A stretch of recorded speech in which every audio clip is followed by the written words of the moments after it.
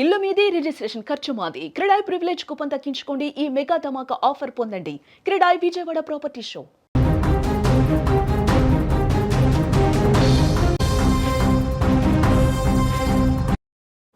అంతర్వేది బీచ్లో ఘోర ప్రమాదం చోటు చేసుకుంది. న్యూ ఇయర్ వేడుకల్లో విషాదం నెలకొంది.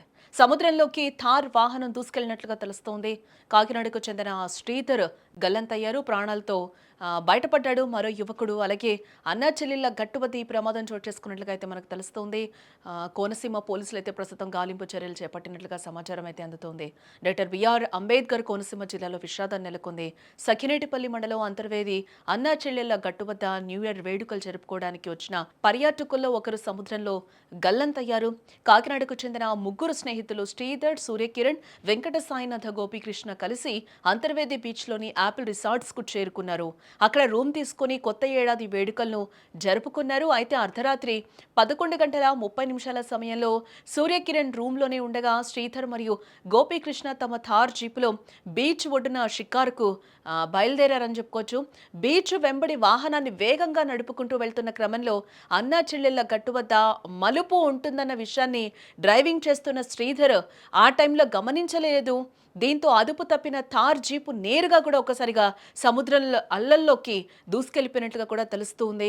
వాహనం నీటిలోకి వెళ్తూ ఉండటాన్ని గమనించిన గోపీకృష్ణ అప్రమత్తమై వెంటనే జీప్లో నుంచి బయటకు దూకేయడం జరిగింది.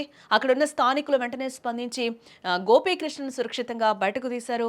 కానీ అప్పటికే కారు నడుపుతున్న శ్రీధర్ వాహనంతో సహా అలల తాకిడికి లోపలికి కొట్టుకు వెళ్ళిపోయినట్లుగా కూడా తెలుస్తోంది.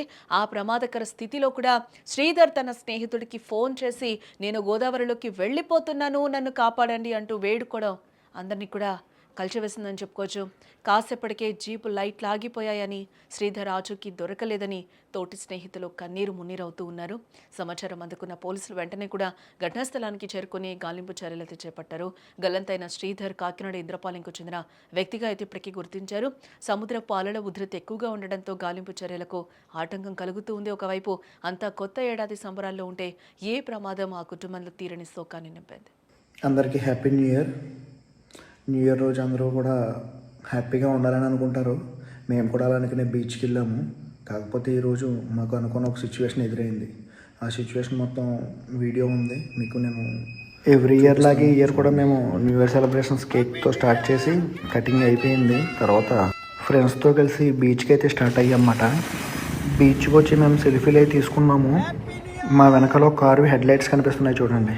అదే కారు మా ఎదురుని స్పీడ్గా పాస్ అయ్యి వెళ్ళింది. ఎంతకీ ఆ కారు రాకపోవడంతో మాకు ఎందుకో డౌట్ వచ్చి దాన్ని అసలు ఎక్కడికి వెళ్ళింది అని చూడడానికి మేము వెళ్ళామన్నమాట. అక్కడికి వెళ్ళేసరికి